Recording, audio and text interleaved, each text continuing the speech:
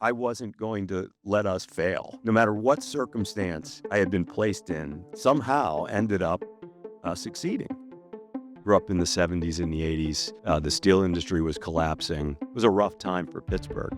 The unemployment rate in 1983 peaked at 18%. During the Great Depression, the country peaked at 25%.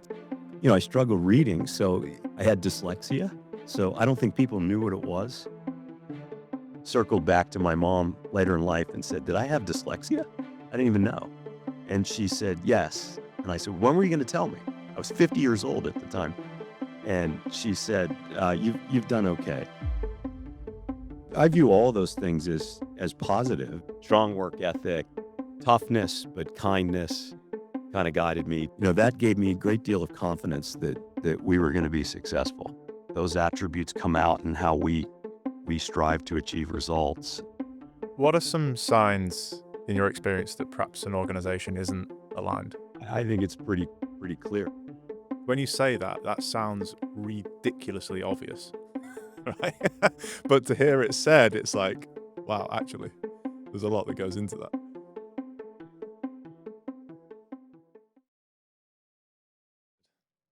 Thanks for joining us today, Vincent. Okay, thank you. Take us back to where this all began. So, what was it like, I guess, first and foremost, growing up in inner city Pittsburgh? What kind of career path did that put you on? And how has that then shaped your leadership approach? Well, I grew up in a time in Pittsburgh when it was going through some hard times, right? I mean, I grew up in the 70s and the 80s. The steel industry was collapsing. I grew up in the inner city in a pretty large family. Grew up with 5 kids and my parents, one bathroom. So, very modest house in a blue collar neighborhood. I grew up in an Italian blue collar family. So, I think work ethic, strong work ethic, and toughness, but kindness kind of guided me. Pittsburgh in general was a rough time for Pittsburgh. The unemployment rate in 1983 peaked at 18%. To give you some perspective, during the Great Depression, the country peaked at 25%. So pretty bad time in Pittsburgh growing up. So I think that kind of shapes how you think about things. It builds a resilience. You find ways to get things done and to get things accomplished, even though you may have limited resources. So I think, a lot of that growing up helped form at least the decision making that I apply today in my business. So I think it was actually, while it was tough, I think it was a positive experience for me because it created resiliency and toughness. And there was always kindness as well. You can be tough and mean, or you can be tough and kind. And I think Pittsburghers in general are, they're tough because they've had to deal with a lot, but they're kind people. They're big hearted people. So I think those two traits go together and they work pretty well when you're trying to develop a culture to win inside of a company. Mm. Completely. And what was your relationship like with your siblings in particular at first? We were all very close. As I've said, it was an Italian family, so we got together every Sunday. My grandmother made pasta. It was your traditional family, Italian family. Italian. My grandfather was an immigrant. So I think it was a great environment for me. I had loving parents. They worked very hard. My mom worked 2 jobs. In fact, she still works to this day. She's 84 years old. She's a nurse. She worked all Oh, through the pandemic. So, you know, I would say, that's pretty inspiring and it makes you really reflect on your own work ethic and, you try to push yourself to achieve more because you've seen, people in your life that you look up to really stretching to get things done and to do what they can with the resources that they have. So I think that all helps shape how you lead a company and how you manage expenses at the company and how you push people to generate revenue within that company. I think again it's toughness and kindness as well. You want people to succeed. So I think those attributes come out of that relationship with the family. so what happened when you finished school and left home? Just give us a brief insight into your sort of career path Yeah, it to was, where we are I today. never did exceptionally well in school. When I was in first grade, I had dyslexia. So I don't think people knew what it was back then. In fact, I didn't even know until later in life when my mom told me. She waited until I was well into my career to tell me this. But, I struggled reading. So, when I was young in first and second grade, so that kind of put me back a little bit. Again, I think having to deal with that and learning how to adjust mentally to be able to perform within the environment, the learning environment that existed at that time, that also pushes you to do more. And I think there are a lot of very successful people that were dyslexic, so I can look to a lot of people and not feel badly about what had happened to me. And I think that it creates kind of a super ability for you to, it improves your memorization skills. There's certain things that I do that are a little different in terms of understanding details or seeing details. I, you know, I consider myself to be left and right brain, which is unusual. I like art and I do artsy things, and then I'm still analytical. So, I think that comes out of those struggles early on to adapt to our society and how people learn, how people were taught to learn back then. So I view all those things as positive, and even though they were difficult, I think they're positive because they lead to a better outcome later in your life if you develop resiliency. So I reflect on that, and I think that's really helped me throughout my career. And Yeah. as I graduated from college, yeah, I had to make career choices. We didn't have a lot of money.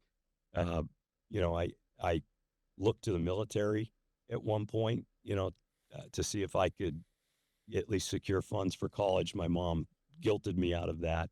So basically, ended up working and working my way through college and ended up in finance. I think the economic environment that I grew up in, because of the way Pittsburgh was back in the 1980s, I was always fascinated by finance and economics, and that kind of drove me to the financial services industry. And then Mm. banking was the perfect fit for me because you get to deploy those skills. You can still use your creative skills to structure deals and get things done. And I think it was the perfect match for me. And I'm very fortunate that I found my perfect match. I was passionate about it. Fantastic. And just to go back there, the dyslexia that you were diagnosed with. I mean, you talked about the work ethic that was being put into you by your parents, but I guess also with that, having to face that as a kid, you're having to do more work than the other children just to Oh, stay afloat, I presume. And that's yeah, also gonna. all the way through college. I mean, I can tell you, there are people that I went to school with who are brilliant. One of my friends, fraternity brother of mine, he graduated from Harvard. He would read 50 times faster than me, so we would study together. So I would literally have to read every chapter, outline every chapter, rewrite things, just so that I made sure that I comprehended, what I was reading, and I did that all through school. So while I didn't have straight A's, I did pretty well. And given the situation, I think it really helped me learn. And memorization is a big part of overcoming some of the obstacles. So I've always had a very, very strong memory recall. I've been able to regurgitate information fairly quickly. So that helped me throughout my career, particularly when I started out. I was trading bonds, and there's quite a bit of memorization required in that space. So I think that all helps build your character. It helps build who you are, and if you can get to a point where you can deploy those skills to make things better for everybody else, then it's all worked out. So it really didn't hold me back. So I can't complain about it. I was watching. I won't mention the name, but I was watching a celebrity who was talking about their issues when they were a kid, and they described my scenario exactly. Thank God my mom, I went to a Catholic school, and I don't think the nuns really understood what was wrong with me. So just said, this kid just can't read. But my mother got involved, and she was actually able to find a special program back then. Yes, they didn't even call it dyslexia. And I went through a program that was described literally by this other person in a documentary. And I said, that is exactly what I had to deal with. And circled back to my mom later in life and said, "Did I have dyslexia? I didn't even know." And she said, "Yes." And I said, "When were you going to tell me?" I'm well into my career. I was 50 years old at the time. And she said, "You've done okay." So I really, we didn't have to dwell on that. So I kind of laugh and think about it, but she was right. I was able to overcome it with special training and going to these classes and learning how to deal with it. And that worked out for me. So this, great opportunity to again learn from something that you were facing that potentially could have held you back if you let it, right? So I think, resiliency and drive and passion and enjoying what you want to do, that all leads to success no matter what you do. So you view that experience now as something that's been kind of character building and has been ultimately helpful in your later life. Back then, just going back to the scenario you gave when you were studying with your classmate in college and he was able to read those chapters so much quicker. Were you as stoic about it then, or were you? How did you feel about it then? Were you jealous? Were you upset? No, I think I reflect back to my North Side upbringing, the North Side of Pittsburgh, tough neighborhood. I was very competitive. So I would just work harder and harder to try to achieve the same result. And, I wouldn't always get there, particularly with this person because he's super, super bright and had done exceptionally well in his life. But I would compete and I wouldn't quit. So, uh, I think people who are placed in that situation, particularly Pittsburghers who have grit, I say they have grit, they work really hard to get things done and will go to great lengths to achieve whatever goal they've set out to achieve. And, I think that, those lessons are lessons that were learned that I think, again, were applied to the, to the way I run the company. I mean, that those attributes come out in how we strive to achieve results. And I think that that's an important part of the DNA of not just me, but other people around me that grew up in the same environment. Joining F&B when you did could probably be seen as a bit of a perhaps a career risk at that point in time. What what drew you to join First National Bank? Well, it was interesting because it wasn't like I was failing at my prior employer. It was one of the largest banks in the country. I had risen fairly quickly through the ranks. There were several acquisitions that, the bank that I initially worked for was acquired and then acquired again. And we were rolled up into a large bank, which is pretty typical for the industry. Uh, but, I had achieved great success early and, was one of the younger EVPs in the company, ran a very large portfolio in large corporate middle market in Pennsylvania, and saw this move as an opportunity to actually build something in the city that I love.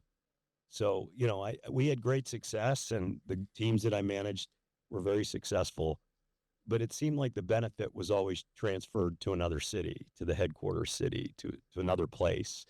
And, I wasn't really making the impact that I wanted to make in my career in Pittsburgh. So, that really drove my decision to leave at that point in time. I could have stayed. Had I stayed, given what's happened with the financial crisis, who knows where I would have been, right? But, I made that decision. I left. I went to a very small bank, rural bank in Hermitage, Pennsylvania, that had just gone through a split, did not have capital, was devoid of liquidity, did not have a granular deposit base, lots of time deposits, did not have sophisticated treasury management systems or capital markets or even online banking and mobile to speak of. So, I left a pretty sophisticated environment and went to work for a very small bank that uh, really had just gone through a transformation and was trying to rebuild itself. So it was a challenge. And again, I think I draw on that Pittsburgh toughness and competitiveness. I was going to make it happen. I was going to make it work. Hmm. I had to. I had no choice. I jumped in and said, "We're going to do this," and we started working and surrounded myself with very good people. Who, I was very fortunate that some of my colleagues followed me, right? They came over time and said, we're going to join up with you and try to make something happen here. And we were able to do it. Today, you know, we have nearly 12 billion in deposits in Pittsburgh. We're the second largest retail bank in Pittsburgh, which I never would have thought could have happened. We were 29th in market share when I started. You know, we had less than $1 billion in deposits, and you know, and the loan portfolio has grown dramatically. So I think, you know, what we set out to do worked. It worked in Pittsburgh, and we were able to use that as a platform to try to grow. Congratulations on all those things. It's Thank been an amazing journey. As a young, as a reasonably young executive, when you made that jump, you said there, and you've alluded to multiple times already, the importance of getting the right people. As a young executive, how did you know who the right people are? How did you go through that process? Well, you know, I've been in the industry for a while. You know, it was almost 20 years by the time I had moved over. So I had a good handle on who I thought were great bankers. And, you know, believe it or not, three of my former bosses throughout my career ended up coming and working for me, which was a shock. But who, you know, three people that I looked up to. Uh, so I think, you know, having that as well was pretty reassuring. You know, I had people that helped train me and who I looked up to agreeing to come over and running divisions or departments or taking over certain areas of the organization that needed help. And you know, that gave me a great deal of confidence that we were going to be successful. And you know, I looked there first. I looked at the relationships that I had built throughout my career and tried to tap into those areas to bring people over that I knew worked hard, were very smart, would get the job done without a lot of noise. And, you know, I think we've done a pretty spectacular job of bringing people into the organization who are from larger companies generally. All of these people were from large banks, believe it or not, you know, came into that environment and we were able to create something that is very rarely done in the industry. And, you know, again, I have to attribute it to all those people that came over. Hmm. So that to me was the turning point when I realized I could attract that kind of talent. People would be willing to work together and work collaboratively to get things done. I mean, that was just huge. This might be a slightly uncomfortable question to answer, but what do you think it was about you that attracted those people to follow you into this? I think it was my sense of humor. I don't know. I don't know. I would say that they knew that I wasn't going to let us fail.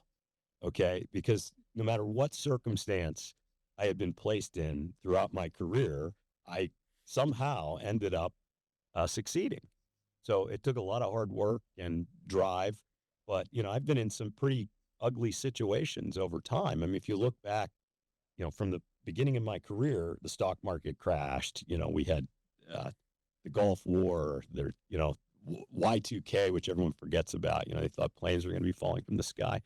You know, there's quite a bit that we had gone through, and despite all of that, you know, I somehow, some way, you know, we were always able to not just get through it, but succeed.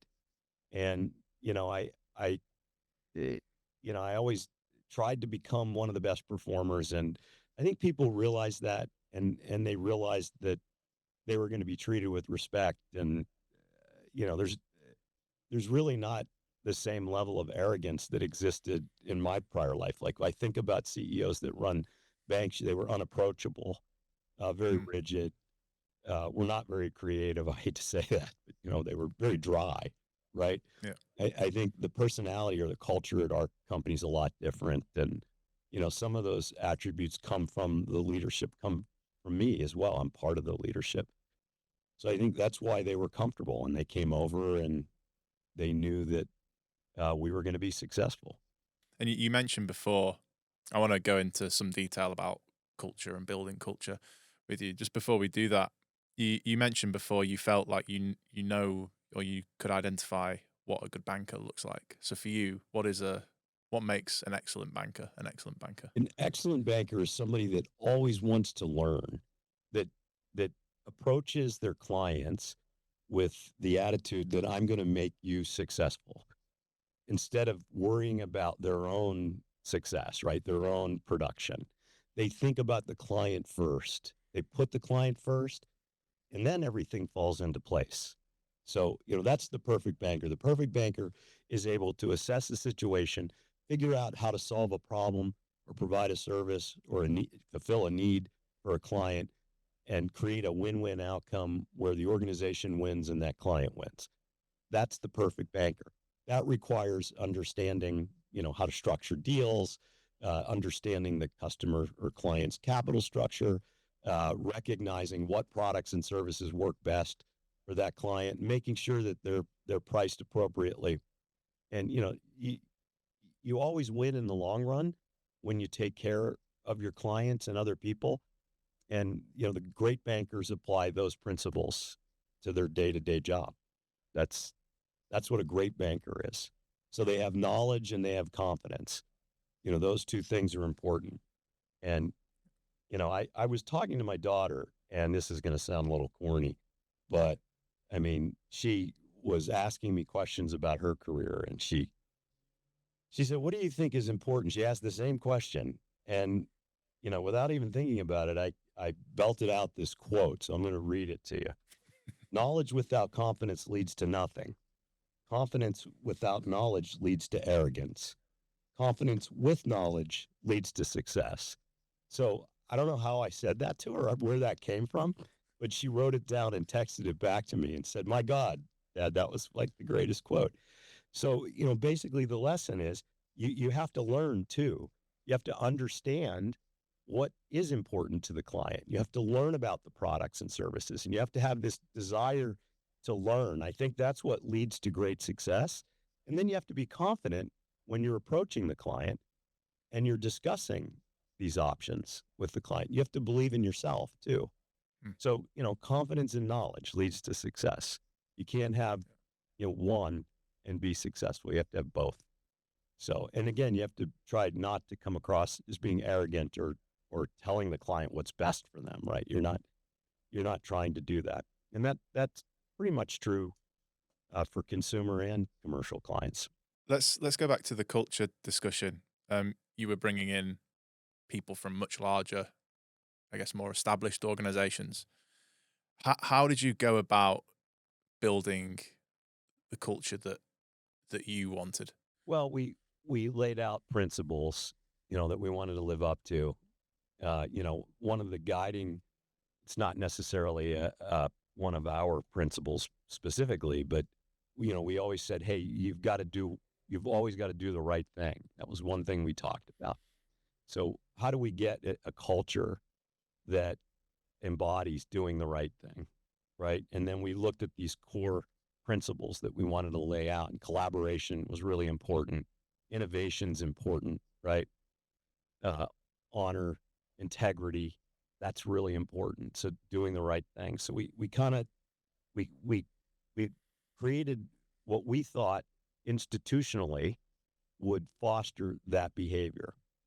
Collaboration, the way you get collaboration to work across the organization is to design incentive compensation plans and to track performance in ways that instills collaboration and not competition within the bank itself. So that was, we methodically took each one of those pillars, and, as we designed the business model that we were going to run for the bank, which was easy because I had very little to start with. So, Yeah. we could create something from scratch. We embedded that into our model, and, recognition, engagement, being passionate, knowledge, training. We looked at all that and said, hey, we're going to create an environment where the employees feel confident that they can get the job done, and we're giving them the ability to learn, and we're creating situations where we recognize their wins and the success that they have individually. We celebrate it. We put awards programs together. We put mentoring programs together. We made sure that we went out and created, a very diverse workforce where we recruited across, from different schools. We have a very inclusive environment within the company. And we highlight people who have achieved great things within the company on our website. So all of that leads to better engagement. Engagement of the employees leads to better results for the shareholders, right? Because an engaged employee is going to go out, feel confident, go out, meet with that customer, and they're going to be able to deliver what I said earlier, which is to do what's best for them, and they're going to be confident about it, and they're going to get it done. And that's why I think our performance has always been very strong as well. We've had solid financial performance. EPS has grown dramatically. The market capitalization of the company has grown. The revenue and net income has grown. So, returns have always been upper quartile. So the performance of the company has always been very, very strong. And, that really is a direct result of the culture. So it all ties together. And then how we engage the community, what we do for the community. We constantly focus on trying to make the environments that we operate in better. And, I think as a bank, some of the larger banks maybe have lost sight of that. Maybe not. I mean, some of them are pretty good at it, but it's a mixed bag.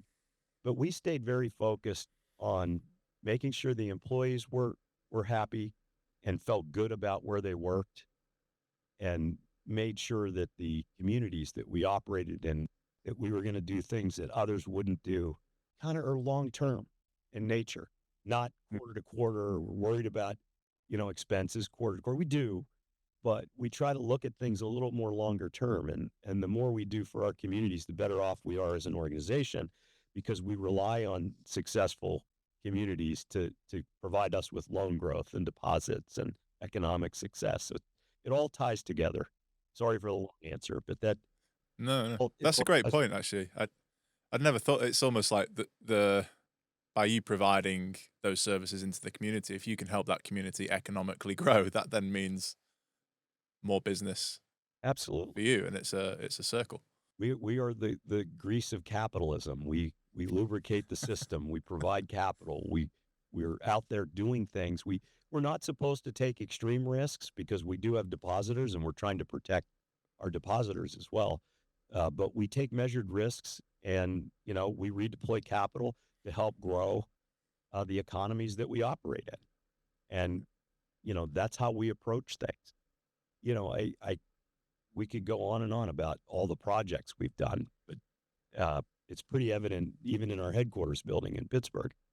We went into downtown Baltimore when we expanded in Baltimore. Many companies were leaving Baltimore. The mayor called me and said, "Why are you going into downtown Baltimore?" It's because it's the right thing to do, right? We want to create opportunities for people centrally. We don't want to be in suburban Baltimore and not create opportunities equally. So I think because, transportation leads you to the center of the city, other companies may have been able to leave and go out into the suburbs, and maybe they felt that was okay, or fit what they needed at the time. But our view was different. And, we've made that commitment in Cleveland and in Baltimore and Charlotte and Raleigh and Greensboro and Pittsburgh, Charleston, South Carolina. So I think when you actually do what you say you're going to do, you build a lot of credibility. So that's part of it too. When you talked about wanting to create collaboration, I think lots of the executives and business leaders listening to this will think, yeah, we also would love to have collaboration across our teams. And building incentive structures is not always easy. It's very difficult to predict kind of human behavior, especially when you can game it out as much as you want, but until it's rolled out into the company, you're never quite sure. What have been some of the incentives that you've set that have surprised you, perhaps, in terms of how effective they were at driving collaboration? Yeah, I think, one thing we did that kind of defies logic is we overlapped payouts. So, in the old days, my prior life at my other company, we would compete with the consumer bank. I was in the wholesale bank. We'd compete for deposits. They would constantly move deposits over into the retail bank that we would bring in so that they could get it paid, So, we made the decision we were going to overlap payouts. We were going to figure out a way to incent the consumer and the wholesale people to work together to bring in deposits, for example. So we went to great lengths designing these incentive compensation plans. We have 180 plans in the company. They're all built pretty similarly. The payout schematic is pretty similar. The metrics are different, right? Because the businesses are different. But we went to an outcome-based performance plan where, we don't measure widgets or try to change behavior with actions. That leads to bad behavior. We look and measure outcomes. So, philosophically, there's a difference. Mm. You actually have to produce something to get paid. And we incent people to do things that are in the best interest of the clients, and that's built into those scorecards. Then we automated the scorecards. Wholesale, consumer, the wealth platform, they all have digitized scorecards. And, the consumer bank gets daily reports on their key performance indicators and their key risk indicators. And each branch has their own set of metrics that they benchmark to. So they know daily how they're performing. We did that very early on, which wasn't done in my prior life, which I thought was critically important. That way, people understand exactly what you're asking them to do. They can measure it daily, and you're asking them to produce a result. You're not incenting them to go on calls or to open accounts without any balances, right? They're being asked to do something that's tangible, and then it shows up in the balance sheet as footings or, closed business, let's say. I think that's a much better way to approach things. We have very little discretionary payout within our system. It's based upon what you actually do, and it varies from, department to department. But, those are the types of things, being very careful about how you design those plans and how you measure those plans and what you're asking people to do, can lead to collaboration and better outcomes because you're not competing internally. Um, you know, Again, at the forefront of this is making sure that whatever we do is in the best interest of the client. I think with the advent with AI coming into play, we're a very data oriented business. We're much more innovative than people give us credit for. I think that having a data hub, managing trillions, we have 71 trillion fields of data that we manage internally. We Wow. pull it from disparate systems. Banks are very complex in terms of how they're operated because they have a lot of disparate systems that are working behind the scenes to provide those products and services. They don't talk to each other. You have to create a means to share information. We built this data hub. We have 71 trillion fields of data. We hired data scientists and programmers to extract the data, learn from the data, gain insights from that data, and then present it back to the clients or to the employee. And, that has become increasingly important in our industry. And that leads to better outcomes for the clients and better collaboration and better execution within the organization as well. So I'm glad that we were way out ahead of it. But AI is going to sit over top of all of this eventually. And, you will be, instead of human beings looking at a certain scenario for a client, you're going to have software that's able to do it, intuitively, right?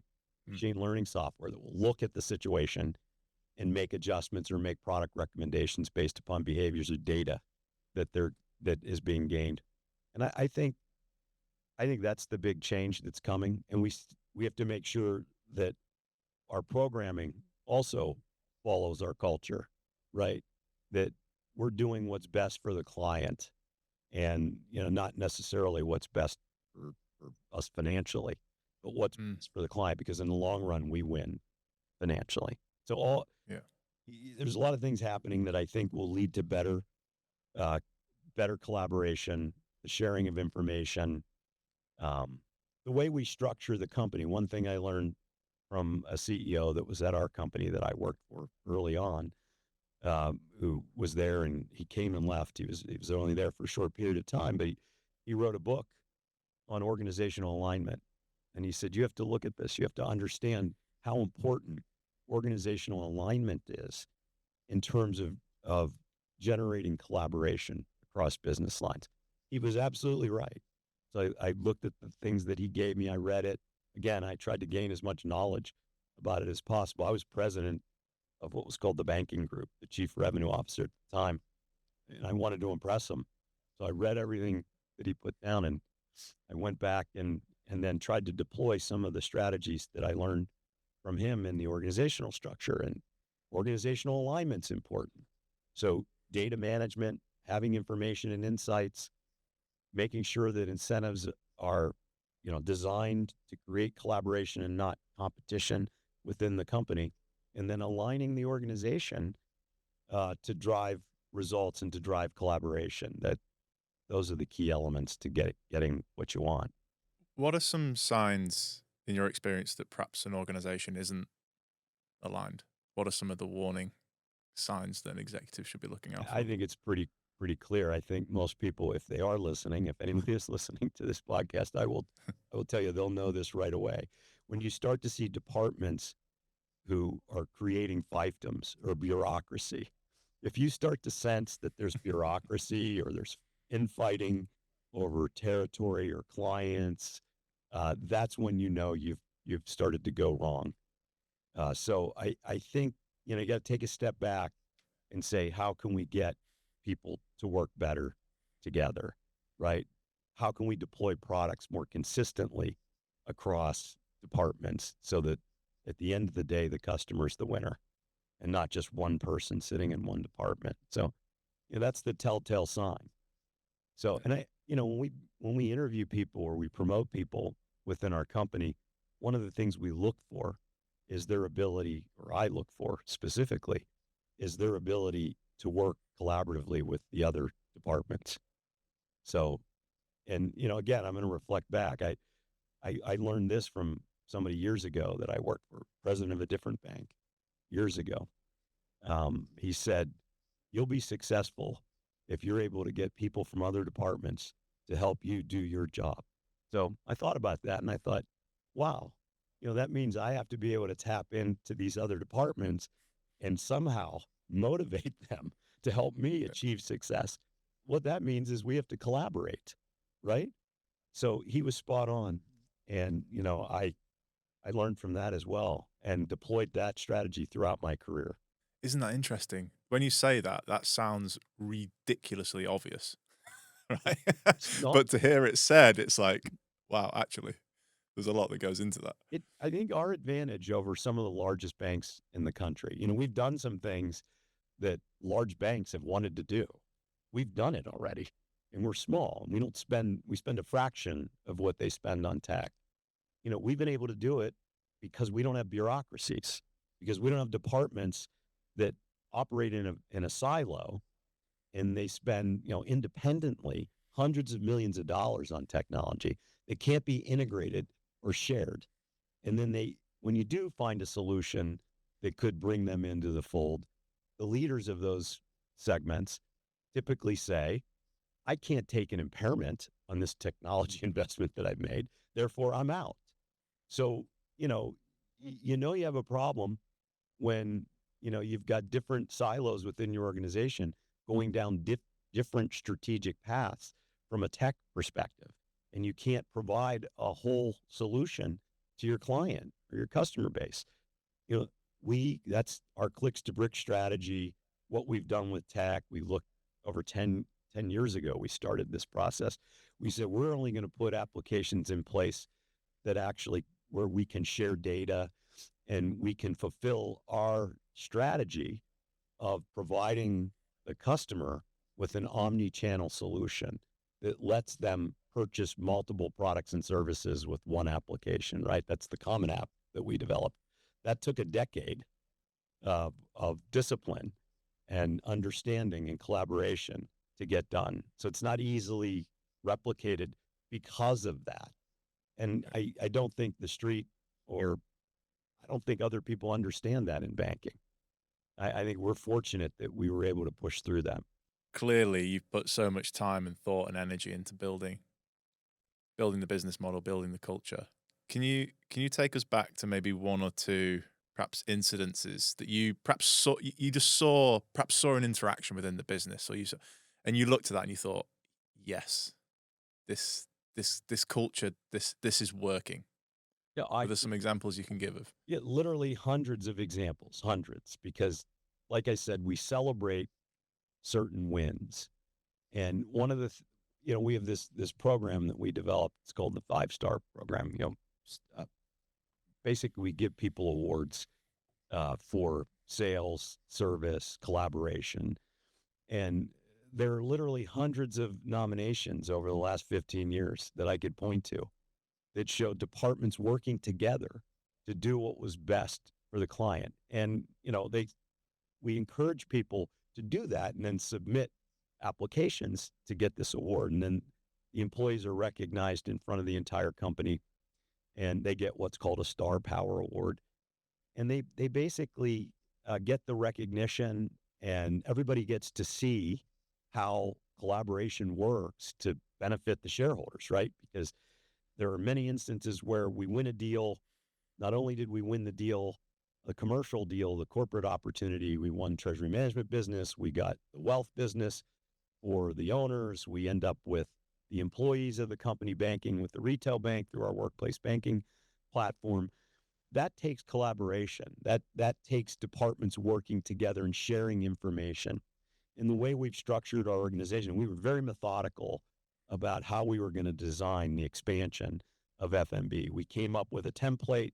We have 10 distinct markets. We have separate decision making in every market. We have a regional president in every market who basically is running the wholesale side of the bank in that market. We have product specialists assigned to those markets. So we have a template that we use.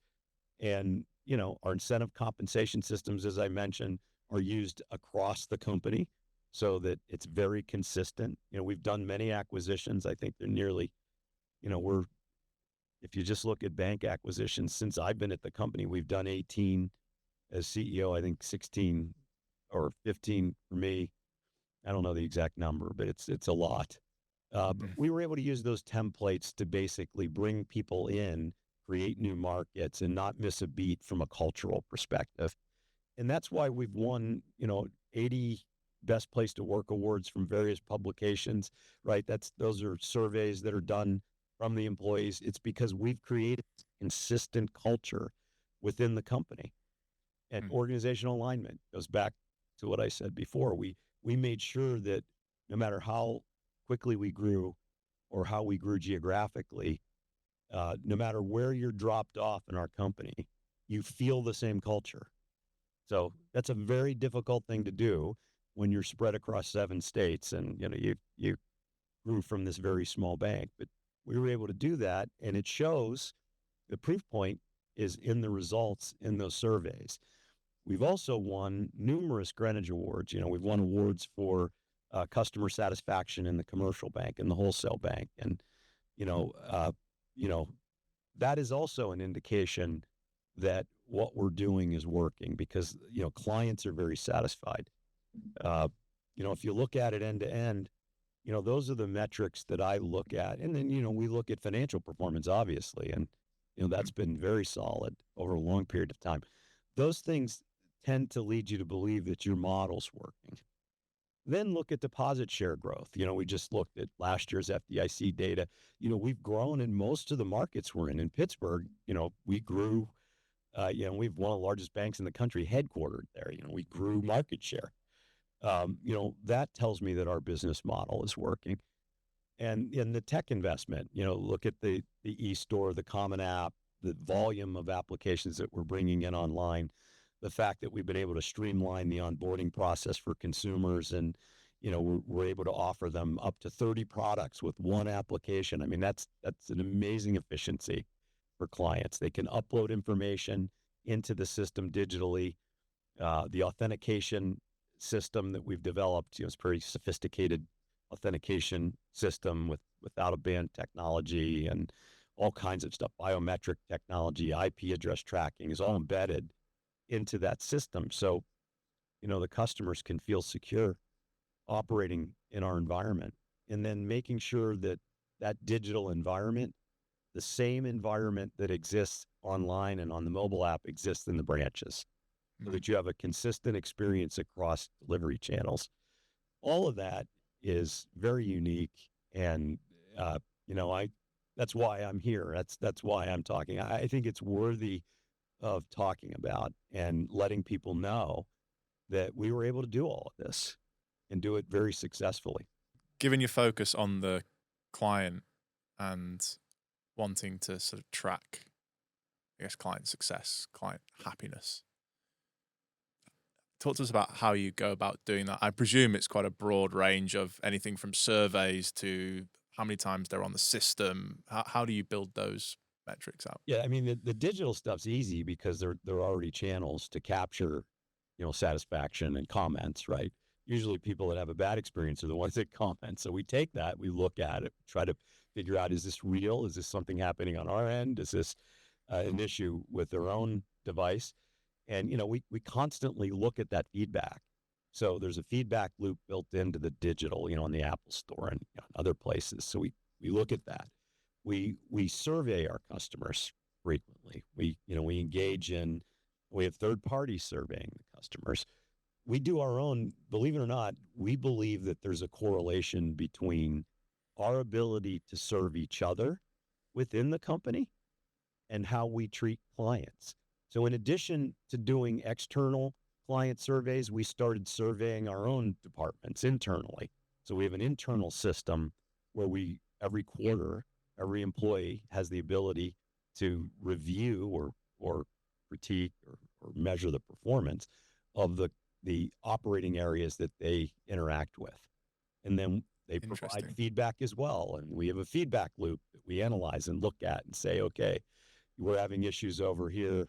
We need to, and it's showing up online and it's showing up internally. Then you have a problem that needs to be dealt with to elevate the level of service. So we've spent a great deal of time and energy focusing on that. Again, banks are big, complex animals. We have 1 million customers. We're going to have people that are unhappy periodically. It's how we treat them. We try to understand what's going on and try to fix the problem. And, the other thing, I constantly talk about when I'm out with the branches, I spend a lot of time, even though I grew up as a corporate banker, I spent a lot of time in the branches. For a brief period of time, retail banking reported directly to me. And I thought, as an arrogant commercial banker, this has to be the easiest thing. I worked on large, complex transactions, syndications. Worked on bond deals. I'd done all kinds of things. So this is going to be easy. It was the hardest job I've ever had. Okay. So I have a new respect for consumer bankers. They deal with quite a bit. They're the front line for the company, and they're going to engage a customer 10 times more frequently than I would as a commercial banker. So it's really important that they understand how to deal with issues, that they understand how to apply empathy to engage a customer who's upset and solve a problem for them, right? That's their job. I tell them all the time, there are policies and procedures and there are things that we have to do, from a regulatory perspective, but we have to take care of the customers. We have to spend the time to understand what's going on, what's happening, what went wrong, explain it to them and help them and express empathy. Don't just say, I can't help you, I'm sorry. That doesn't work. So, Yeah. I think, again, in the culture, that's something that we work on. We created a program because I didn't feel it was good enough, was going on naturally. We created this program where we bring all of the branch managers into our headquarters city. They spend 4 days with us. I go and present to them as frequently as I can. We brought every single manager through this program, and we basically trained them on how to engage customers, how to use the digital tools, because we were migrating to a more digital in-store experience, and basically how to train them on basic credit and how we underwrite so that they could better deal with customer issues in the field. So that program was launched. It's called Foundations. And I think we brought just about every branch manager. All the new hires go through it automatically, but we systematically pick people out from across the geography and bring a group together and have group discussions and training for 4 days. We do it repeatedly every year, try to get, people through that program. That's helped immensely. So that helps sustain that culture as well. And you mentioned that awards have played quite a big role in the way you recognise staff internally. Of course, you yourself, you were named the CEO magazine's CEO of the Year last year, so that was a individual award for you. What did that recognition mean to you Oh, personally? that it meant a lot to me. It was a great honor. What it meant to me was that the people that I've been talking about this whole time actually did what they set out to do. So it takes a team effort. It's an honor to represent them. You know, it, it it's humbling to get that award, but it really represents something broader. It represents the hard work of 5,000 people, right? So I think, you know, uh, there's a little bit of hesitation initially, but I thought to myself, I think it's time for us to step up and promote the people. I mean, I'm representing them, so I received the award, but it really represents all the hard work that everybody's done. Everybody has Yeah, done this for the last 15 years while I've been leading the company. I've been there for 20 in leadership positions, but CEO for 15. I think they deserved that award too. it's kind of the ultimate in alignment, company alignment, really. Like you said 5,000 individuals all working together to kind of produce these results, and that's ultimately culminates in those types of recognitions, I guess. Yeah, I think they take great pride in it. They know that, sure, I was recognized, but really what's being recognized is the hard work of everyone at F.N.B, right? So I can't get an award if they're not doing what they need to do. So I think people take great pride in that as well. They're very proud. Fantastic. And you'll be joining our judging panel this year. What qualities do you look for in a high impact executive? Well, the high impact executive, I'm going to circle back to what I said earlier. It's one thing to drive results, right? I mean, you can be brutal and just drive results. Um, I think it's another thing to be able to take a step back and say, I drove results, built a culture, did great things for the communities that we serve, right? Gave back, gave back time, gave back intellectual capability, gave back uh, resources. I mean, that's what I would look for. I would look for somebody that can achieve results and is committed to giving back. And that's pretty easy to see because there are certain decisions that are made by leaders that, will drive either one outcome or another. And, I think the actions of those individuals speak volumes about their true character and the integrity and, uh, what their legacy will be about. And I think that I look for those traits.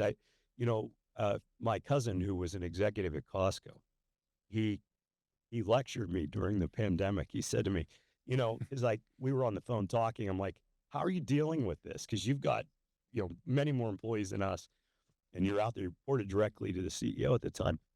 And he said to me, just focus on your employees. And I think that says it all. So I think an executive that can, he said, performance is important. It's really important, right? Because I mean, they had Charlie Munger on their board, right? Mm. Looking for performance, right? A phenomenal person who's very focused on good results. But, he said, you need results, but you also, when you're going through an issue like we're going through, a pandemic, global pandemic, he said, make sure you're taking care of your employees, make sure you're taking care of your customers. And, that struck me. And I think that the things that I mentioned earlier are going to play out in your selection of the next person, right? They should show all those attributes. They should be able to drive results, take care of their employees, take care of the communities that they serve or their clients, and do that in a way that is beneficial for all the interested parties. Yeah, completely. That's what makes performance sustainable, right? If it's shared properly Well, I mean, people will amongst everyone who contributes. they want to believe in the organization that they work for, Yeah. right? They want to know that they work for a good organization. Nobody signs up for for work and says, hey, I want to work for a company that just cares about the bottom line, don't care about anything else. Nobody goes to a company and says, I'm going to give my all for that, right? Sure, they want to succeed, they want to perform, we're competitive, we want to win, but we also want to do it in a way that's honorable. And I think that's an easy thing to see. You can see what is actually happening, and draw your conclusions from actions and things that were done historically by those leaders. You mentioned again right from the top, innovation was a key part of what you wanted to do, and financial services industry, like most others, is sort of being challenged now with lots of change coming. Financial services, obviously AI, you've already talked about, digital currencies, um, different regulations, different geopolitical issues happening. What do you how do you plan for that, and what do you think the financial services industry looks like broadly in the next sort of 5 to 10 years? First of all, I love the challenge of change. So I love that. I know that sounds crazy. I think maybe it's because I've been through stock market crashes, the great pandemic, wars, you name it, right? Liquidity crisis that just came up. So I think, you know, I have to always feel prepared when I move into change and try to look for opportunities to advance the company, right? In those periods of change. People always say there's opportunity and change and challenges. And I think an upheaval, I think that's true. So you have to be able to guide the company through the change, get people on board with change because they resist change, and have a clear direction and path. And you need to be decisive. I mean, you can't be over analytical. You can't analyze things forever. Eventually, you have to get to a point where you have to make a decision to move the company forward and live with that decision. And, I think, we've been blessed with a management team that's like me, have been through quite a bit, right? I mean, I think that prepares us for a lot of change that could potentially be coming. The regulatory environment, it's been, I've been in this business for over 30 years. I can tell you it's a yo-yo. We're going up and down. It's okay. It's not okay. Mergers are okay. No, they're not okay. I mean, it depends on the administration, so it changes so frequently. It's a little challenging to manage, but we're going to manage through it. We have managed through it. We've seen some pretty extreme changes. Uh, we're going to get through that. So I'm not worried about that.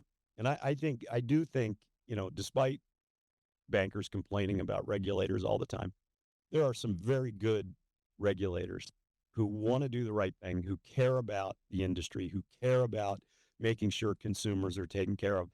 So I'm not slighting them. It's the leadership that changes the ideas or ideology within the regulatory bodies. That probably needs to be fixed. It needs to be more steady, right? But the people in the field are great people. They care. They're smart. They want to do the right things. Um, so maybe setting that aside, from a tech perspective, you know, I think we're entering one of the most exciting times in banking. So I think we're going to see we've seen the emergence of fintech competitors. We've seen cryptocurrency evolve. We've seen payment systems speed up dramatically. There's some pitfalls with that, with fraud and consumers not really being able to deal with real time payments. Right? They get sometimes get lulled into believing that they can retrieve funds once it's gone. It's not. It's like doing a wire today with some of these payment systems that are out there that are real time.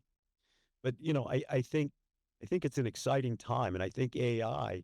I think data, and I've said this repeatedly on earnings calls for at least 10 years because we started our clicks to brick strategy 10 years ago, that data and data management and insights and the ability to use data to be able to provide clients with better solutions, better outcomes is very exciting. And that's the future of banking.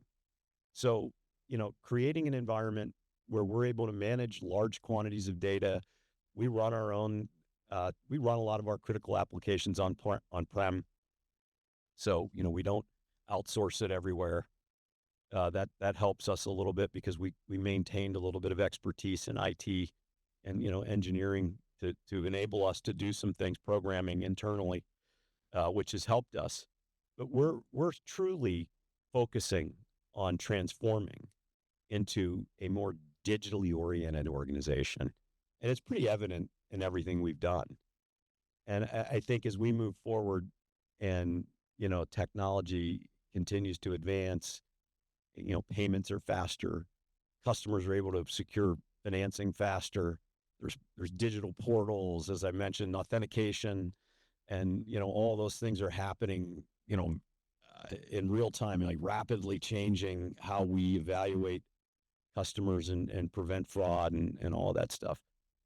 That's exciting to me. And the pace of change is accelerated. So I don't think F.N.B will be developing its own, cryptocurrency. However, I do think, we'll be able to do some things with it in the future to help our customers participate in that space. So we're going to stay focused on engaging customers and figuring out how to outmaneuver some of the larger, more well-heeled competitors in terms of gaining customers and growing revenue. And that's the exciting part about it, because I think AI leads to greater efficiency in the back office. It leads to better proficiency in revenue generation. It leads to, I think, better pricing down the road in the asset categories on the balance sheet because of efficiency that's gained.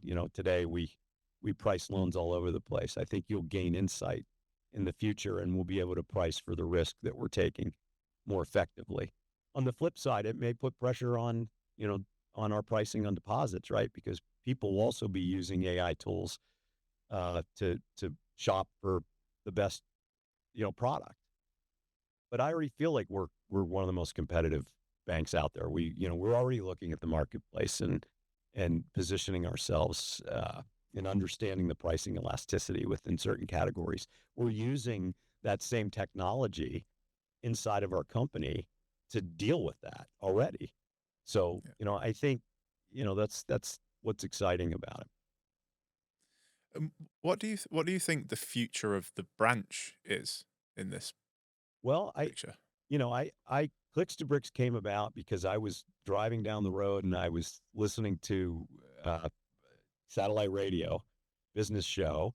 They were interviewing an investor who was investing in Amazon, and they were lamenting about the fact that Amazon at the time was purely digital and they needed a physical delivery channel to distribute their products more effectively and in real time, right? Because consumers wanted products delivered more quickly.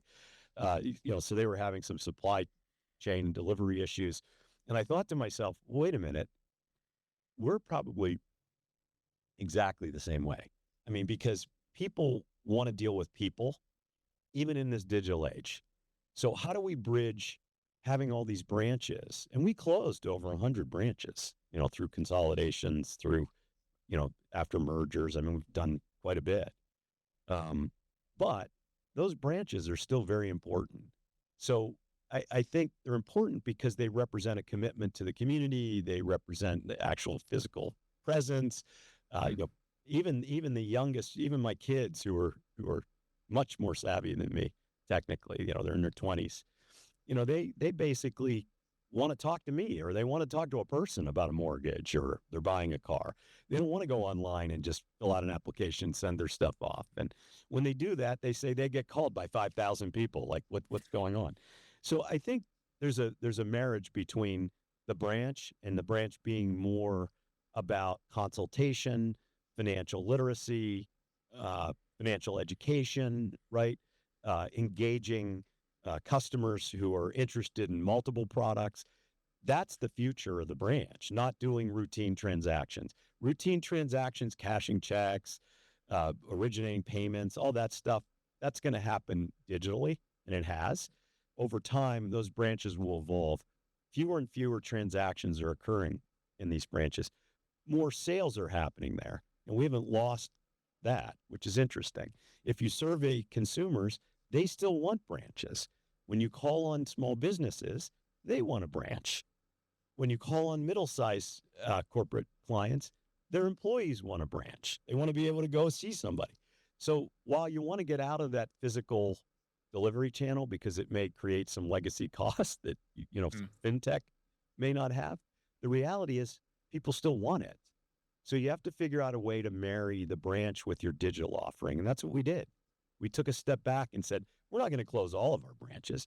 We're going to optimize our delivery channel, and then we're going to create a digital work stream that helps us create the same experience for customers, whether they use their mobile phone, go online, or walk into a branch. And today we've even created a platform that enables us to do everything for a customer. Routine transactions, they can buy up to 30 consumer products, all through a touch screen. You touch a screen, a person comes up, teller comes up. Basically, it's a relationship banker, not even a teller.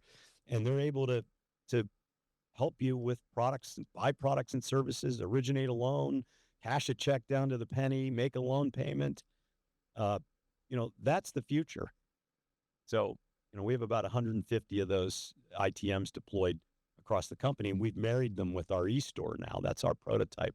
So not only can we do transactions face-to-face, you can now buy products and services through that platform with the person remotely. That's a game changer. That I don't know of many institutions that are going in that direction or have done that. We already have. The first prototype was deployed in our new headquarters building in Pittsburgh. So we're off and running. And tell us a bit more about that, because I read about that recently, and again, like you said, that was very interesting to me. That was also a very challenging thing to get done in Pittsburgh. Unfortunately, it's a difficult city to develop in. So, but we got it done. We had good partners in the development team that we had, and we were able to work really hard. It took 10 years for us to build a bit. We wanted to build a building for a long time. We had grown from 12 non-retail employees to 800 in Pittsburgh. So we were scattered across 6 or 7 buildings. It was very inefficient. The rents were all over the board. Some of the rent was too high. Some of it was okay. So when you look at it in aggregate, for us to move into a building and have other occupants within the building and own the building, it actually was more beneficial to our shareholders. So that was the first thing we looked at. Said, hey, we gain efficiency, and it's actually slightly accretive for us because of us consolidating, exiting space, and then getting into this new space and getting revenue, right, from other tenants. So we said we should overbuild so we can grow into it and then get revenue for other tenants, and then it will be accretive to earnings. And that was the first thing we looked at. But, where we went with it was into a community that, is predominantly minority, that has been, blighted for a long time, neglected. In the 1960s, the city of Pittsburgh tore everything down. It was an African-American and Italian-American neighborhood. I had relatives that lived there. They were eminent domained out of there. They just leveled everything, and they built the Civic Arena. And, there was a lot of animosity in the community, even within my own family, about that happening because certain cultural elements of that area were destroyed forever. And the community, rightfully so, wanted to see a thoughtful development go in that benefited that community. They had something taken away from them, and they wanted something back. And that's where we were able to step in. We looked at the deal. We said we can structure a deal that's accretive to the shareholders that benefits the community. And there were certain elements of that. The Pittsburgh Penguins were actually developing the site because it was part of a deal that they had, development agreement that they signed to keep the team in Pittsburgh. And, Dave Morehouse came and asked me to work with him and build our building there. And I knew all the challenges that existed because we deal with the community groups there. We have branches in the Hill District. So, met with people, discussed what we were going to do, got them on board, helped them out with a lot of projects, to make sure that we were headed in the right direction. We monetized a subsidy called Alerta, which I don't know what it is, but future payments to the community to be used to stave off gentrification, to help them seed housing, right? Low income housing and other projects. We monetized it and delivered it to them day one because they were worried about getting paid out over 15 years and right $1 billion in development, just creating gentrification, and they'd be way behind the eight ball in terms of being able to afford to develop low income housing. So we accelerated that. We came up with that idea. We accelerated it. We met the thresholds for minority and female contractor participation. 30% on the core of minority contractor participation was exceeded by our team. We monitored it weekly. So we made sure we went out and met with contractors. We put programs in place to provide liquidity for contractors, minority contractors, and female-owned businesses so that they could participate in the construction of the building. And we built the first multi-tenant office building in Pittsburgh in 40 years. So it's crazy, isn't it? It's a crazy statistic. It was a journey, but to take a step back, growing up in the city, being able to see a building on the horizon, because that's what we did. We would drive around and look for views of the city. Pittsburgh has a beautiful skyline. And my friends and I, my wife, when we dated, we would go to certain places and say, where can we see the city? What's the best view? To be in that skyline is very rewarding. And to be there in the way we're there is rewarding to the employees. Mm. They love it. So again, you get better productivity.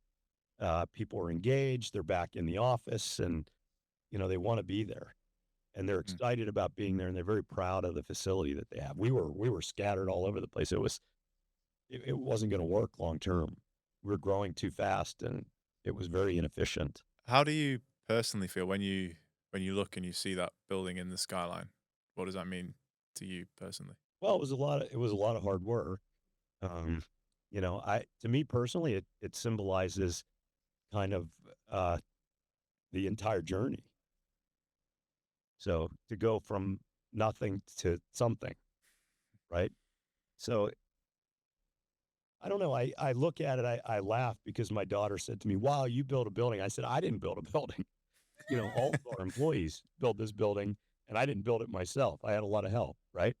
So I don't think anybody remembers the CEOs that built the buildings in Pittsburgh. They remember the companies, but not the people. So I said, wow, in the short run, maybe my legacy is tied to building a building. In the long run, it won't matter, right? As long as the company endures, that's what matters. And there's opportunity for other people.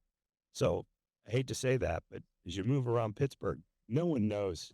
I know because I'm old, so I know some of the CEOs that built some of those buildings 40 years ago, but others don't. Like most of the people in the city wouldn't even know. So It's great for the city, and it's great for our company. Your family will know, your friends will know, your employees will know. Yeah, they will. Sure. They will. Yeah, they know what you've done for the city. And Pittsburgh's been in the news a lot in the last week or so, especially with steel tariffs. And what do you see for the city? Because obviously the thing with tariffs, right, is it's a bit like what you said with the regulators. One day they're there, maybe the next day they're gone. Look, what do you see for the city? This is going to sound crazy. I mean, this is not political at all. This is just objective viewpoint based on my experience. But, driving around Western Pennsylvania, Western New York, and Eastern Ohio, used to call on a lot of companies that existed that aren't there anymore. Okay. Some of it makes sense from a globalization perspective. Offshoring made complete sense. In other instances, I would meet with companies. They had a very low labor component to the production process.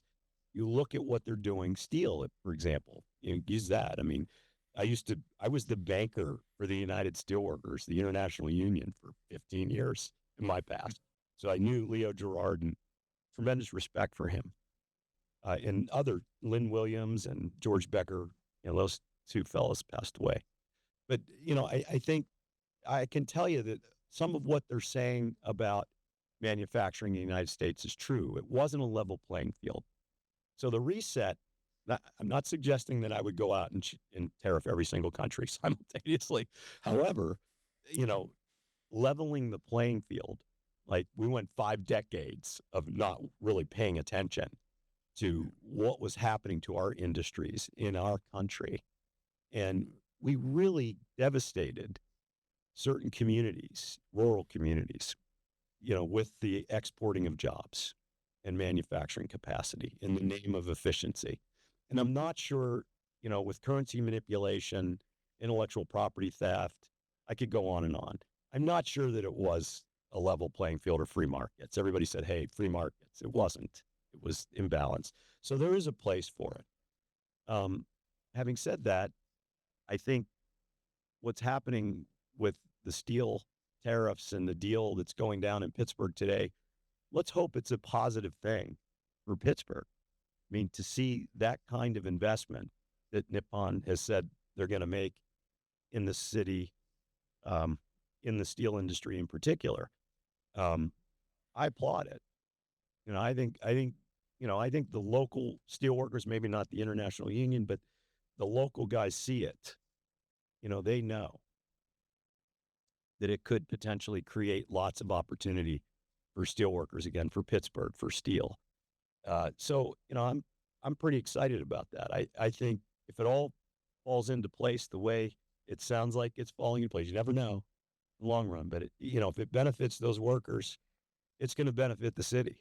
I saw Aaron Rodgers was signed Yeah. today. That's going to be So another. that's another surprise, I guess. It's been all over the board. Back in the 70s and the 80s, obviously, when we were down and out as a city, I grew up with the Rooneys, by the way. Art Rooney Oh, was wow. in my grade school. He was on the board of our bank. So I have a lot of respect for that family. But during a time when it was very challenging in Pittsburgh, the Pittsburgh Steelers were the highlight, right, of that city. Tremendous pride in those teams. And, you know, I had the great honor of working with some of those people, Mike Wagner and Andy Russell. Mike Wagner worked for us for a long time, retired. He was a safety. He 4 Super Bowl rings. He couldn't even wear them on his hand. Like he was so big, he couldn't wear 4 of them at the same time. It's like he'd look like he had brass knuckles on. But it was awesome. And those players. Where I grew up in the city, Art Rooney would show up when I played midget football. He would show up there and sign autographs. And the chief, I'm talking about the chief, the old man, the grandfather. So you took great pride in those teams, and I think Aaron Rodgers signing. I hope the Steelers can come back and do some things. They really need some help in the quarterback arena. So hopefully he can do something for us. But that'll be interesting. Yeah, I hope so too. But one thing you can guarantee is he will bring the spotlight. So He will. I hope more. he behaves. I hope in Pittsburgh. Like I said, it's a tough area, tough fans. But I think hopefully they do well. We talked about, potentially the legacy of the building on the skyline, and clearly what that means to you and to the company. For the next generation of leaders at F.N.B. and beyond, what would you like them to take from your personal journey? I would like them to continue the commitment to Pittsburgh and to the communities that we serve. And we also help to build buildings in Charlotte, in Raleigh, in Greensboro, North Carolina. Spent a lot of time with the mayor in Greensboro. I hope that the leadership doesn't lose sight of the fact that their commitment to those communities matters more than anything. From a new business perspective, from a growth perspective, that matters. And, I would hope that they continue that. I would hope that they would continue. I think they will because they're part of the culture. I hope they continue the focus on the employees and making sure the employees have what they need from a resource perspective and are engaged. And we're doing things that work for the shareholders and for the employees to keep us headed in the right direction. And, I would, I think we've already set the course. We've already set the stage for us competing in the future with, the changes that are coming with AI and data analytics. And I think they'll continue that as well. So we have some very strong young people at the company who will come up and hopefully do better than I did. We're just going to move on to the final segment here, which is our rapid response round. So I'm going to throw some questions at you. And hopefully the first thing that comes to mind, you can blurt that out. One daily habit you refuse to compromise on, no matter how busy you get.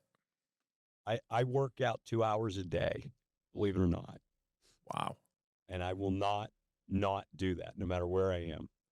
Best piece of business advice that you actually put into practice? I would say, be decisive. Be willing to make decisions. Study the situation, but don't overanalyze, and then be decisive.